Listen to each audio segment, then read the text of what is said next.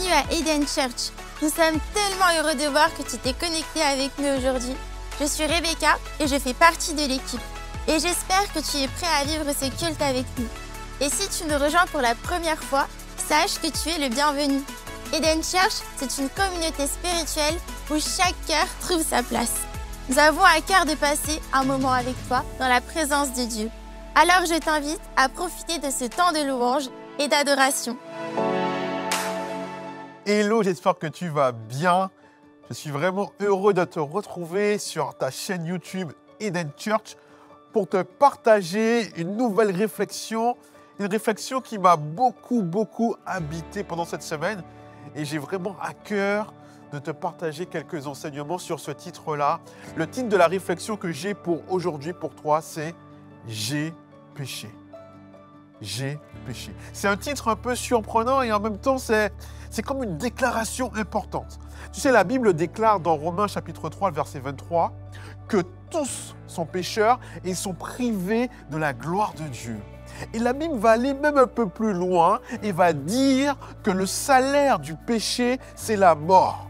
Mais le texte ne s'arrête pas ici, parce que toujours dans Romains 6, verset 23, la Bible dit que le salaire du péché, c'est la mort, mais, donc il y a un mais, le don gratuit de Dieu, c'est la vie éternelle en Jésus-Christ. Et là, j'ai envie de dire amen déjà à cela, parce que je crois que si je m'arrêtais ici, tout est déjà dit.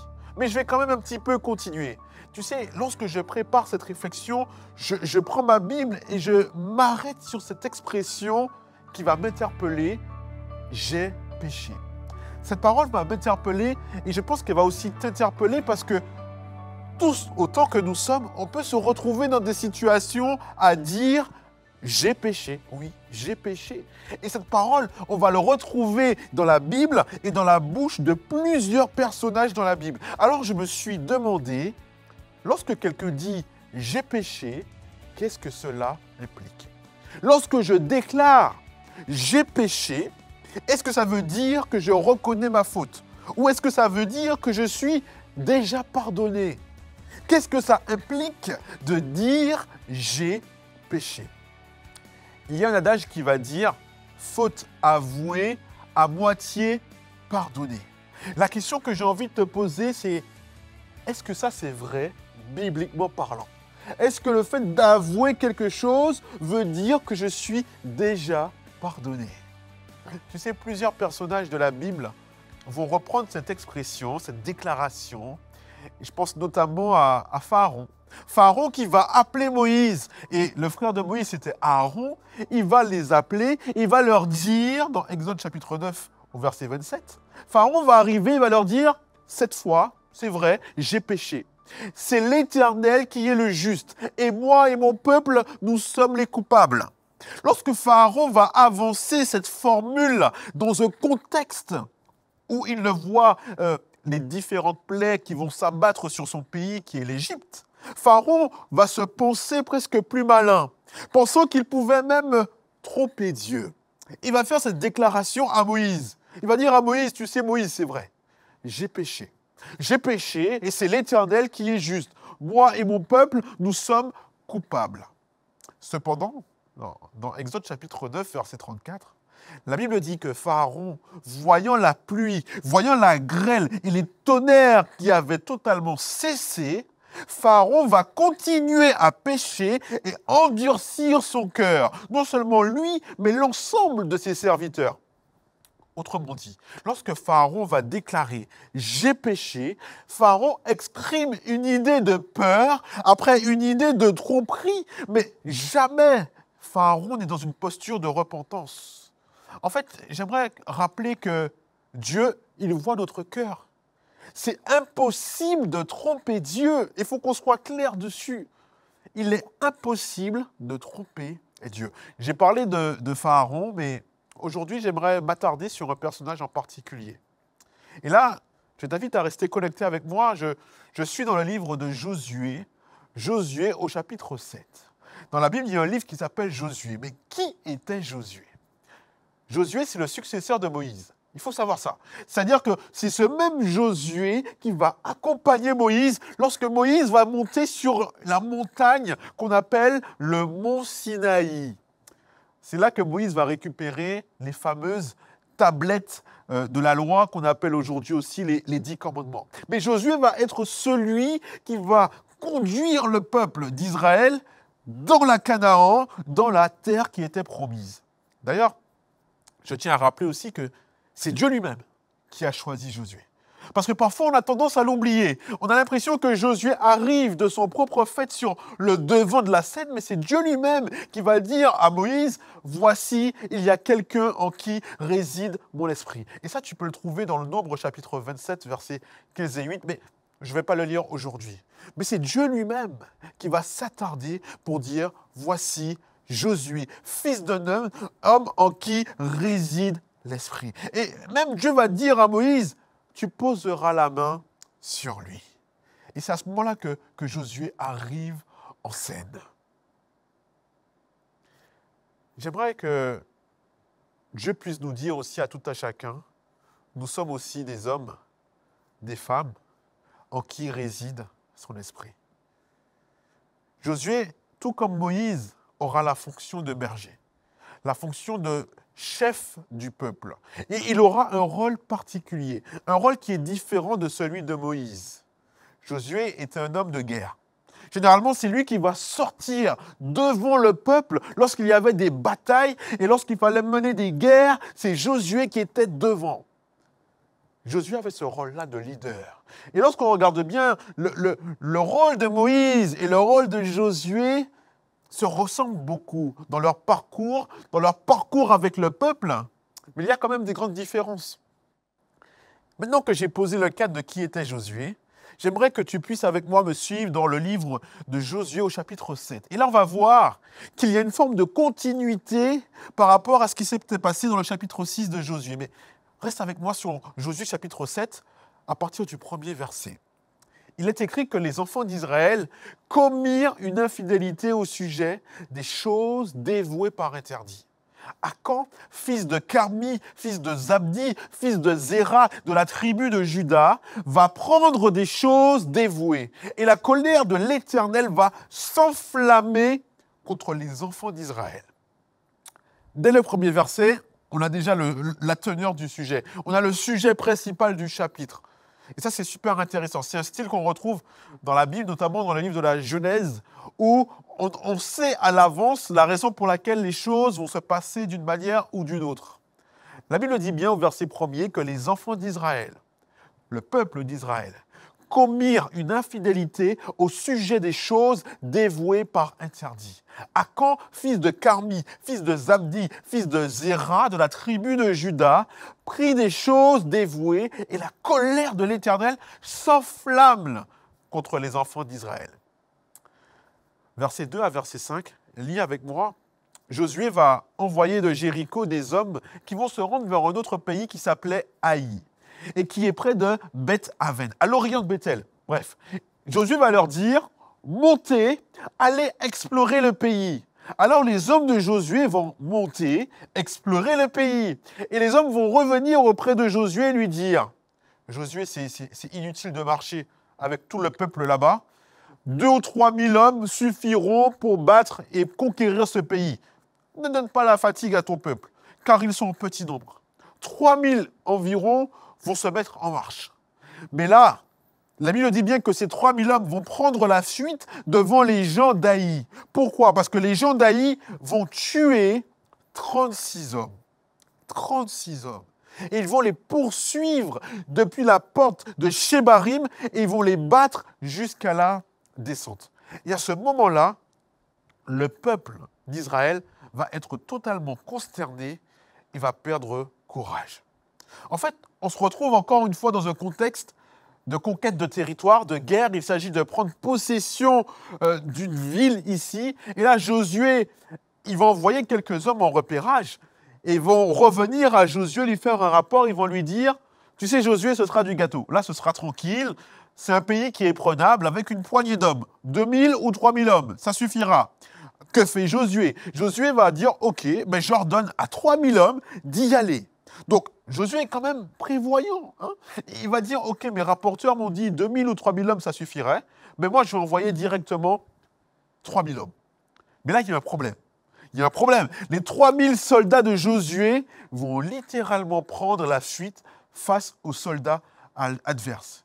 Et ce qui est le plus terrible, c'est qu'il y aura 36 hommes qui vont perdre la vie lors de cette bataille. Vous savez, lorsque la nouvelle va arriver aux oreilles de Josué et aux oreilles de tout le peuple, la Bible dit au verset 5 que le peuple va être consterné et le peuple va perdre courage. La première question que j'aime à te poser, toi qui m'écoutes aujourd'hui, est-ce que Josué a consulté Dieu avant d'aller attaquer le pays d'Aï? Est-ce que Dieu a déclaré à Josué qu'il marcherait devant lui et que le pays serait déjà livré à Josué? Non. En fait, Josué, confiant suite à la victoire qu'il avait face au peuple de Jéricho, Josué va se dire, cette bataille, c'est un petit pays, le pays d'Aï sera une formalité. Et donc, j'y vais. Autrement dit, Josué a pris la confiance. Il a bombé le torse et il s'est dit, ça, c'est pas un problème, j'y vais. Mais c'est déjà là le problème. Le problème se pose, c'est que Josué devait s'assurer que Dieu avait déjà validé cette bataille avant de se lancer dedans. Combien de fois nous aussi, nous nous lançons dans des projets, dans des choix qui sont lourds de conséquences sans même avoir consulté Dieu. Certaines fois, nous avons été en confiance alors qu'on voit que tout s'accordait dans un seul sens et on se dit, mais oui, forcément, c'est la volonté de Dieu. Dieu a déjà ouvert une porte. C'est vrai ou pas? Et moi, le premier. La question qui se pose, c'est est-ce que nous avons consulté Dieu? Est-ce qu'on a demandé à Dieu son avis sur tel ou tel sujet? Et alors que Josué apprend la défaite de ses troupes, ce n'est qu'alors, après coup, que Josué va faire quoi? Il va se mettre en prière. Josué se met en prière. Josué chapitre 7, les versets 6 et 7, la Bible déclare que Josué va déchirer ses vêtements et Josué va se prosterner jusqu'au soir, le visage contre terre, devant l'arche de l'Éternel, lui avec tous les anciens d'Israël, et ils se couvrirent la tête de poussière. Remarquez bien l'attitude d'humilité, de tristesse ici. Et Josué va dire, Seigneur l'Éternel, pourquoi as-tu fait passer le Jourdain à ce peuple pour nous livrer entre les mains de l'ennemi et nous faire périr? Oh, si on avait su, on serait resté de l'autre côté du Jourdain.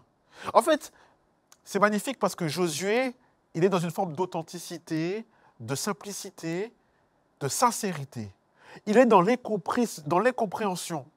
Josué, il a peur. Il est en train de douter, en fait. Ce qui le pousse même à déchirer ses vêtements. Remarquez bien ce qui se passe. Ça veut dire que la détresse, elle est tellement forte que Josué va exprimer tout cela en déchirant ses vêtements. Et c'est alors que Josué va se prosterner. C'est-à-dire qu'il va se mettre à prier. Pendant combien de temps? Jusqu'au soir. En fait, Josué va être dans une forme de ténacité dans la prière. Non seulement lui, mais l'ensemble des dirigeants du peuple. Vous savez, c'est lorsque la difficulté survient qu'on se rend compte qu'on a fait ce que notre cœur désirait. On n'a pas forcément suivi le plan de Dieu. En fait, c'est lorsque mes affaires ne marchent plus, lorsque mon activité, lorsque mon business n'avance plus, lorsque je me suis engagé dans une entreprise et que je vois que mon manager, mon responsable commence à me mettre en difficulté, lorsque j'ai mis toutes mes économies dans l'achat de cette maison et puis je vois que malheureusement il y a des vices cachés, c'est à ce moment-là que je me retourne vers Dieu et je me mets en prière. Mais est-ce que j'ai consulté Dieu avant? Est-ce que j'ai consulté Dieu avant? Voici la réponse de l'Éternel dans Josué chapitre 7, verset 10. L'Éternel va dire à Josué, Josué, lève-toi. Pourquoi restes-tu ainsi? Pourquoi tu restes couché sur ton visage? Il y a une raison à tout cela. En fait, la raison, elle est simple, et je te la donne, Josué. Israël a péché. Ils ont transgressé mon alliance que je leur ai prescrite. Ils ont pris des choses dévouées par interdit. Ils les ont dérobées, ils les ont dissimulées, ils les ont cachées parmi leurs bagages. En fait, c'est Dieu qui parle ici. Et Dieu va dire aussi les enfants d'Israël, ils ne peuvent pas résister à leurs ennemis. Ils tourneront leur dos devant leurs ennemis, car ils sont sous l'interdit, et donc je ne serai plus avec vous si vous ne détruisez pas l'interdit qu'il y ait au milieu de vous. C'est fort. En fait, je ne sais pas si tu comprends ce qui se passe ici. Nous sommes en train de toucher dans le cœur de la réflexion que j'ai pour toi aujourd'hui. Qu'est-ce que le peuple a fait? Dieu va dire à Josué. Josué a prié, hein? Josué est en larmes devant Dieu. Et Dieu va lui répondre. Et Dieu va lui dire, tu sais ce que le peuple a fait? Ils ont pris, ils ont dérobé, ils ont dissimulé, ils ont caché. Est-ce que je reprends ça? Ils ont pris, ils ont dérobé, ils ont dissimulé, ils ont caché. Voici ce que Dieu va révéler à Josué. Et c'est exactement ce qu'il s'est passé. Exactement ce qu'il s'est passé. En fait, il n'y a rien qu'on puisse cacher à Dieu. Il faut qu'on soit au clair avec ça. Et Dieu va répondre à la prière de Josué, à la douleur, à la tristesse que Josué va exprimer. Dieu voit la détresse. Et Dieu ne prend pas plaisir à voir tout le peuple dans cette situation-là. Dieu ne prend pas plaisir à savoir qu'il y a des morts qui ont été comptés par rapport à cette désobéissance. Alors Dieu va révéler à Josué la raison pour laquelle les choses se sont passées de cette manière. Dieu va ajouter, je ne serai plus avec vous si vous ne détruisez pas l'interdit qui est au milieu de vous. En fait, Dieu ne change pas. Dieu est toujours le même hier, aujourd'hui, éternellement. En fait, Dieu dit à Josué, je ne serai plus avec toi et avec l'ensemble du peuple à condition si vous ne détruisez pas l'interdit qui est au milieu de vous. En fait, Dieu dit que la cause de tout ça, c'est la désobéissance du peuple. Et à cause de la désobéissance du peuple, à cause de la désobéissance d'une personne dans le peuple, vous comprenez bien ce que je suis en train de dire, à cause de la désobéissance d'une personne dans le peuple, Dieu ne sera plus avec tout le peuple. Jusqu'à ce qu'il y ait destruction de l'interdit au milieu du peuple. Qu'est-ce que ça veut dire, l'interdit qui est au milieu de vous? Il faut qu'on soit clair ici. Ça veut dire qu'il y a des choses. Il y a des choses qui étaient consacrées, des choses qui étaient dédiées, destinées à Dieu. Lors d'une guerre, il faut savoir une chose, c'est que lors d'une guerre, il y a ce qu'on appelle le butin de guerre. Oui, parce que vous êtes battu, et là, il y a l'ennemi qui est vaincu, mais il y a ce qu'il appelle le butin, le trésor de guerre. Le vainqueur va emporter les choses qui ont de la valeur et va les ramener chez lui. Au temps de Josué, le butin de guerre, le trésor, était dédié à Dieu. C'est-à-dire qu'on mettait toutes les choses qui avaient de la valeur, on les mettait dans la maison de Dieu, dans le temple. Pourquoi? Parce que c'est Dieu qui avait livré l'ennemi entre les mains du peuple. Et donc le peuple, en forme de reconnaissance, va décider de dire, tout l'or, tout l'argent qu'on va trouver, on va le mettre dans le temple pour Dieu. On ne va pas s'en servir.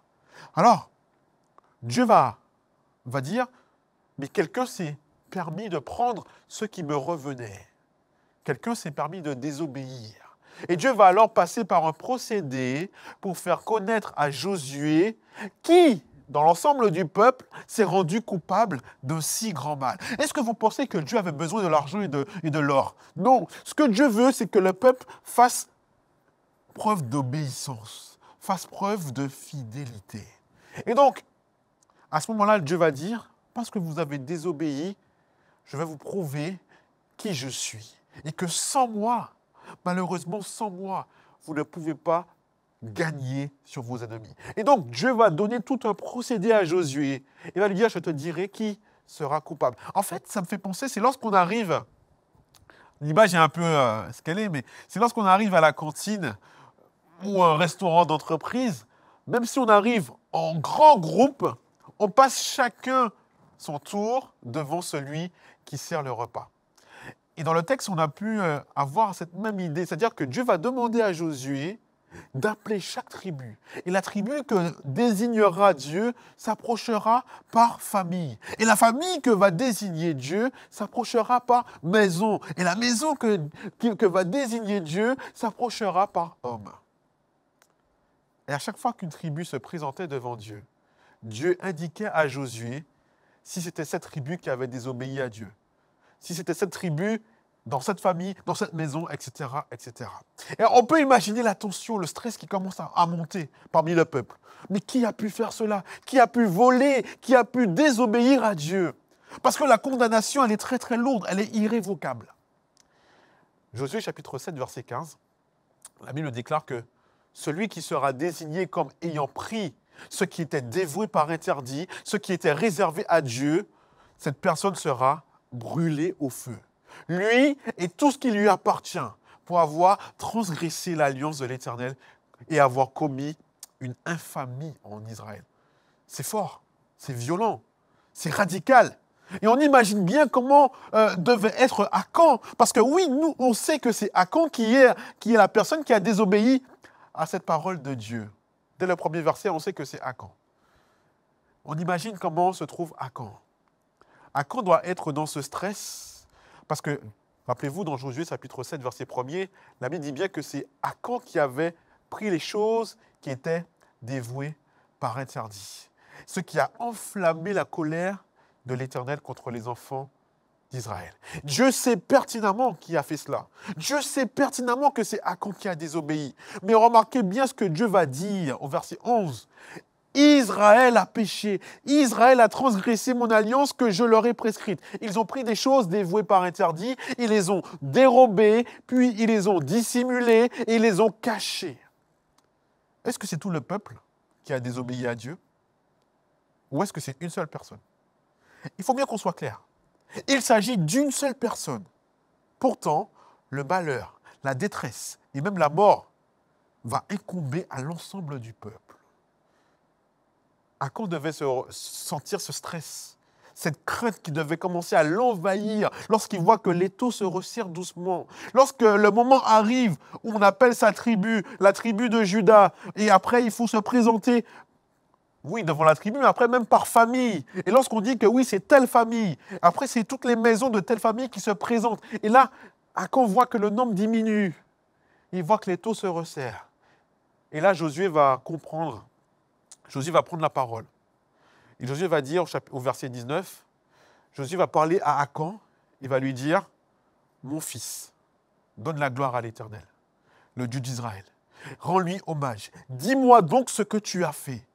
Ne me le cache point. En fait, Akan, il est démasqué. Akan, il sait que Dieu a désigné que c'est bien lui. C'est la seule et la dernière fois que Akan va prendre la parole dans le texte. Et je vous invite à prêter attention à ce qui se passe ici. Josué chapitre 7, verset 20. Akan répondit à Josué, « Il est vrai que j'ai péché contre l'Éternel. Et voici ce que j'ai fait. » En fait, Akan est en train de reconnaître son péché. Akan, lui aussi, va faire cette déclaration symbolique. « J'ai péché contre l'Éternel. » J'avoue tout. Oui, c'est moi. Voici ce que j'ai fait. Akan va dire, « Voici ce que j'ai fait. J'ai vu le butin, et j'ai vu il y avait un beau manteau. Un manteau de chinéar. Il y avait aussi 200 cycles d'argent. Il y avait un lingot d'or d'un poids qui faisait environ 50 cycles d'argent. Et je les ai convoités. Je les ai pris. Je les ai cachés. Ils sont dans ma tente, enfouis dans la terre. En fait, il faut qu'on se comprenne bien parce que lorsqu'on lit le texte, on n'a pas l'impression de ce qui se passe ici. Un manteau babylonien, à l'époque, 200 cycles d'argent, un lingot d'or, 50 cycles d'argent, ça représente quoi, hein? Il faut savoir que rien que ça représentait tout ce que pouvait gagner une personne normale pendant toute sa vie. En fait, c'est le salaire de toute une vie. Je ne dis pas de quelques années, de toute une vie. Et donc, face à cela, Akan, certainement, il a essayé de raisonner, de rationaliser en se disant « Mais Seigneur, peut-être que tu comprends la chose. Si je prends cela, oui, je vole, mais je mets toute ma famille à l'abri. Hein, c'est ce qu'on dit. Ma famille ne manque de rien. » Et on peut encore imaginer plein de choses pour essayer de se convaincre. Peut-être que c'est ce qu'Akan a essayé de vivre. Mais le fait est que le peuple, en signe de reconnaissance envers Dieu, le peuple devait apporter l'ensemble du butin de guerre dans la maison de l'Éternel. Lors de la prise de Jéricho, juste avant, c'est ce qui s'est passé. Le peuple a respecté cette ordonnance-là. Et ça, vous pouvez le lire dans Josué, chapitre 6, verset 24. On ne va pas le lire aujourd'hui. Mais malheureusement, Akan pensa pouvoir tromper Dieu.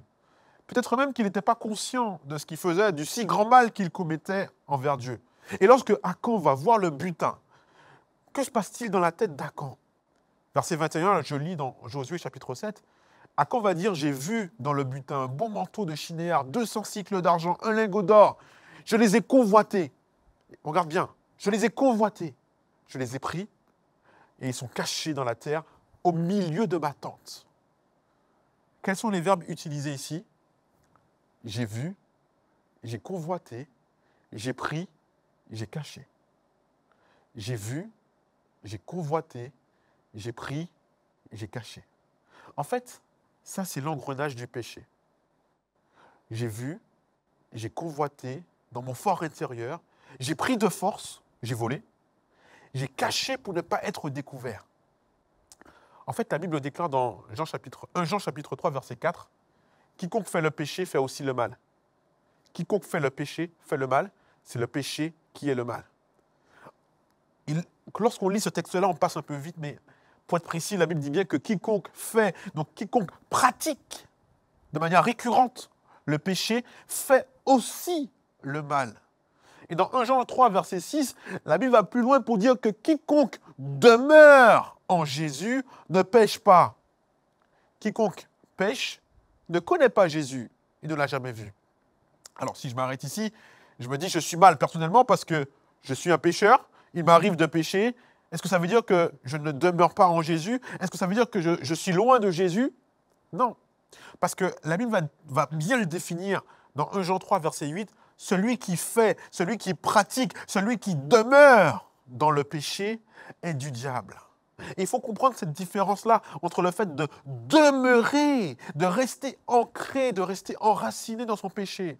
La Bible dit bien que quiconque est né de Dieu ne fait pas, ne pratique pas, ne demeure pas dans le péché. Parce que la semence de Dieu est en lui. Et c'est ça la beauté de l'Évangile. Et je voudrais vraiment insister ici pour dire qu'il s'agit vraiment de pratiquer le péché, de vivre confortablement dans son péché en pleine conscience, être à l'aise avec ça. Dans 1 Jean 1, verset 8, la Bible dit bien que si nous disons que nous n'avons pas de péché, nous nous séduisons nous-mêmes. La vérité n'est point en nous. Parce qu'il nous faut confesser nos péchés. Et en confessant nos péchés, Dieu est fidèle et juste pour nous les pardonner et pour nous purifier de toute iniquité. En fait, nous sommes toutes et toutes des personnes qui avons péché, qui continuons aussi de pécher. Mais la réalité, l'idée, ce n'est pas de savoir si je suis un pécheur ou pas. L'idée, c'est il faut me rappeler que oui, je suis peut-être un pécheur, mais je suis un pécheur qui peut être sauvé par la grâce de Dieu au nom de Jésus. En fait, quelle est ma position? Quelle est ma dynamique? Parce qu'il faut savoir que rien n'est caché devant Dieu. Rien. Je prie vraiment que Dieu nous préserve d'être à la place d'Akan, de voir cet étau qui se resserre. Être dans une situation où on est poussé même à banaliser la désobéissance à Dieu, en pleine conscience. Et peut-être que la raison pourrait toujours paraître légitime à un moment donné. On pourrait trouver toutes les excuses possibles. Mais il faut savoir que face au péché, rien n'est jamais légitime. Mais je remercie le ciel parce que je sais, et la Bible déclare que là où le péché a abondé, la grâce de Dieu va surabonder. La grâce de Dieu, c'est encore quelque chose qui nous dépasse, mais c'est quelque chose qui est disponible encore. Parce que Jésus est prêt à changer la vie de celles et ceux qui le souhaitent. Le Dieu de l'Ancien Testament, c'est le même Dieu du Nouveau Testament. Il n'a pas changé. De tout temps, Dieu a toujours voulu avoir une relation d'amour, une relation de confiance, une relation de sincérité et d'obéissance, en transparence avec chacun d'entre nous. En fait, il est toujours question d'une relation. Est-ce que mon amour pour Dieu est assez fort, qui fait que même si je suis fidèle à sa parole, même si je ne comprends pas tout, j'arrive à rester fidèle à sa parole? En fait, Dieu recherche un engagement qui soit non pas totalement partiel, mais total avec nous. On peut commencer à faire ce premier pas de la foi. Et avec Dieu, on avance un pas à la fois, mais Dieu veut qu'on soit totalement transparent avec nous. Il ne veut pas qu'on soit sur du à peu près. Le but du diable, c'est de nous faire tout ce qu'il peut pour nous distraire, j'ai envie de dire. Il va utiliser nos vulnérabilités pour nous empêcher de rester totalement engagés dans notre relation avec Dieu. Mais je crois qu'aujourd'hui encore, si tu es arrivé jusqu'ici dans cette vidéo, c'est que Dieu t'interpelle et il te dit qu'il est temps pour toi. Il est temps pour moi aussi de nettoyer ce qu'il y a dans ta tente. Peut-être qu'il y a quelque chose qui n'est pas à sa place dans ta tente. Je crois que c'est le moment de t'en débarrasser.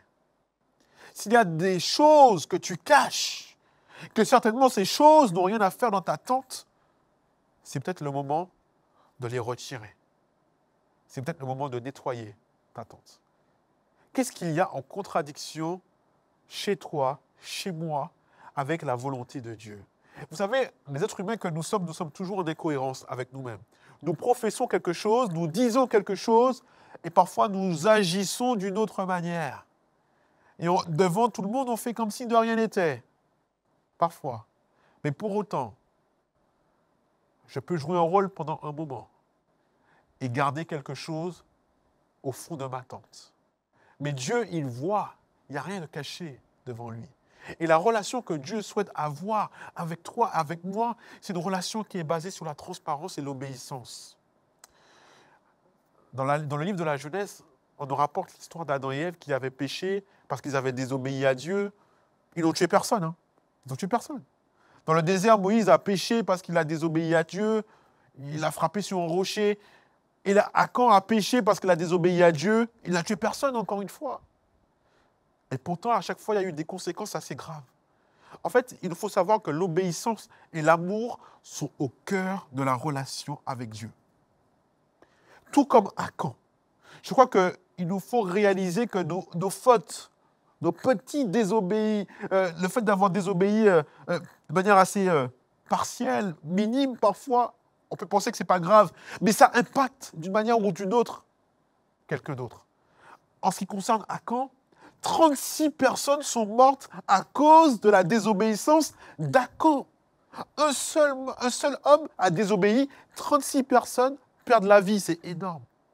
En fait, Achan, il va perdre son trésor, le plus précieux, pour un trésor terrestre, qui est passager. Oui, parce que la Bible dit bien que Achan va être lapidé, brûlé. Lui, non seulement lui, mais toute sa famille, c'est violent. Ses fils, ses filles, c'est terrible. Le salaire du péché, c'est la mort.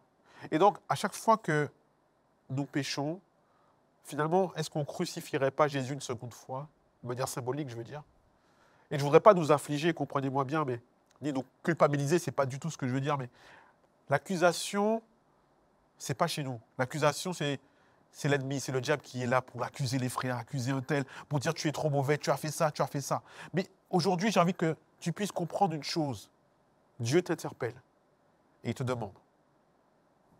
Il est temps de nettoyer ta tente. Pour ton bien. Mais également pour celui de celles et ceux qui sont autour de toi. Parce que chaque acte a une conséquence, bonne ou mauvaise, vis-à-vis de toi ou vis-à-vis d'une autre personne. Et cette expression « j'ai péché », on la retrouve aussi dans la bouche du roi David. J'ai envie de finir avec ces quelques mots. Suis-moi bien. David va dire ces mots lorsqu'il se retrouve face à un prophète qui s'appelle Nathan. Et David va commettre l'irréparable. Il va prendre Bathsheba, la femme d'un homme qui s'appelle Uri. Et Uri, c'est son plus proche soldat. Et non seulement il va prendre la femme d'Uri, et il va faire tuer Uri, son fidèle ami. Et la Bible va dire que dans 2 Samuel chapitre 11, verset 2 à 4, un soir David se leva, il va se promener sur le toit de sa maison royale, il va apercevoir une femme qui se baignait et qui était très belle de figure. Et David va faire demander, mais qui est cette femme? Et on va dire à David, mais n'est-ce pas Bathsheba, la femme d'Uri? Et David va envoyer ses gens pour la chercher. Il va aller vers elle. Et il couche avec elle. Après s'être purifié de sa souillure, Bathsheba va retourner dans sa maison. En fait, je ne sais pas si vous avez relevé, mais il y a le même procédé qu'Achan a suivi. Et c'est quelque chose qui m'a frappé. David voit, David convoite, David prend, il vole, et David cache. Je ne sais pas si tu vois ce qui se passe ici. David voit, David convoite, David prend et David cache. Il y a exactement ce qu'a fait Akan. Chers amis, la Bible, c'est vraiment un livre magnifique. Et je pense que plus on la lit, plus on est émerveillé par elle. Mais lorsque la Bible dit bien qu'il n'y a rien de nouveau sous le soleil, il n'y a rien de nouveau sous le soleil. Et alors que David pense s'être tiré d'affaire, il a caché sa faute au peuple. Il se dit, ok, j'ai fait quelque chose de très très grave. Il va essayer de cacher. Maintenant, est-ce que le plan de David a marché? Non. Dieu envoie le prophète Nathan pour confronter David. Et David répond au prophète de Dieu. David dit à Nathan, j'ai péché contre l'Éternel. J'ai péché, j'avoue. Et Nathan va dire à David, l'Éternel pardonne ton péché. Tu ne mourras point. Mais parce que tu as fait blasphémer les ennemis de l'Éternel, en commettant cette action, le fils qui t'est né mourra. Il y a toujours une conséquence. Il y a toujours une conséquence qui n'affecte pas toujours celui ou celle qui commet l'irréparable, mais qui va toucher quelqu'un d'autre, d'une manière ou d'une autre. Et la question que je me suis posée, c'est simple. Pourquoi? Pourquoi Akan? Il est puni de mort directement. Il n'y a pas de jugement, on a l'impression. Akan, la conséquence, elle est immédiate, c'est la mort.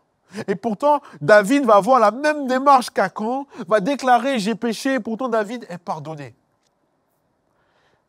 En réfléchissant, je me suis dit que la chose, elle est simple en fait. David est pardonné, mais la mort va toucher son fils. Celui qui commet une agression, un meurtre, un vol, s'il demande pardon à Dieu, je peux affirmer, et je signe ici, que Dieu pardonne. Est-ce qu'on est clair sur ça? S'il demande pardon à Dieu, Dieu pardonne. C'est clair et net. Jésus a porté tous nos péchés. Jésus va jusqu'au bout, jusqu'à la mort sur une croix, de manière totalement inhumaine, ignoble, pour le pardon de tous.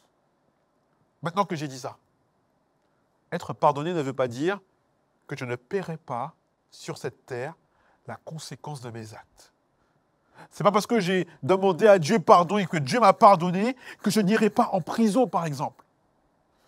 Il faut qu'on soit clair sur ça. J'aimerais rappeler que chaque acte a une conséquence, bonne ou mauvaise. Mais Dieu, dans son amour, il nous demande de venir à lui, de ne pas essayer de cacher nos fautes, de venir humblement, en toute transparence, demander pardon. Mais Dieu ne rigole pas avec le péché. Dieu a horreur du péché. Il aime le pécheur que je suis, mais il veut me dire, David, sors de l'emprise du péché. Tu peux le faire, parce que Jésus-Christ est mort pour toi. Et donc, si je me réclame de la victoire de Jésus sur le péché, je peux m'en sortir de l'emprise du péché. Alors voilà, j'ai envie de m'arrêter ici, mais de te partager ces paroles de David. Maintenant que tu as tout ce contexte en tête, rappelle-toi de ces paroles de David dans le psaume 51, à partir du verset 3. David va écrire quelque chose et pense à ce que David a dans son esprit lorsqu'il écrit ça. David écrit, « Ô Dieu, aie pitié de moi dans ta bonté. Selon ta grâce, selon ta grande miséricorde, efface mes transgressions, lave-moi de mon iniquité, purifie-moi de mon péché. Je reconnais mes transgressions et mon péché est constamment devant moi. J'ai péché contre toi seul et j'ai fait ce qui est mal à tes yeux, en sorte que tu seras juste dans ta sentence. » David est en train de dire, je sais que tu seras juste et que je paierai la conséquence. Sans reproche, tu seras juste dans ton jugement. Et David va écrire plus loin dans son psaume 32, il va dire, « Heureux celui à qui la transgression est remise, à qui le péché est pardonné. Heureux l'homme à qui l'Éternel n'impute pas l'iniquité, et dans l'esprit duquel il n'y a pas de fraude. Tant que je me suis tu, tant que je n'ai pas parlé, mes os se consumaient, je gémissais toute la journée, je n'étais pas bien. Mais Éternel, je t'ai fait connaître mon péché. Je n'ai pas caché mon iniquité. » Quoique, on a poussé David, mais bon. David va dire, « J'avouerai mes transgressions à l'Éternel. » Et parce que j'ai avoué mes transgressions à l'Éternel, tu as effacé, tu as pris la peine, tu as pris la culpabilité, tu as pris la conséquence de mon péché. Mon ami, Dieu veut nous libérer de notre culpabilité, de nous libérer du poids qui est sur tes épaules, qui parfois pèse lourd. En fait, Dieu a porté déjà la conséquence de mon péché, la conséquence éternelle. Et cette grâce que Dieu a témoignée pour moi me pousse aujourd'hui à vouloir vivre une vie transformée, une vie différente, une vie conforme à ce que Dieu veut pour moi.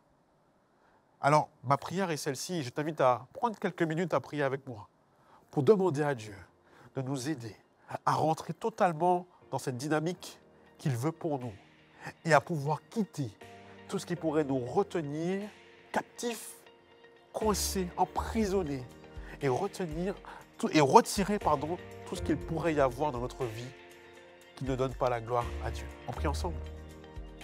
Prions.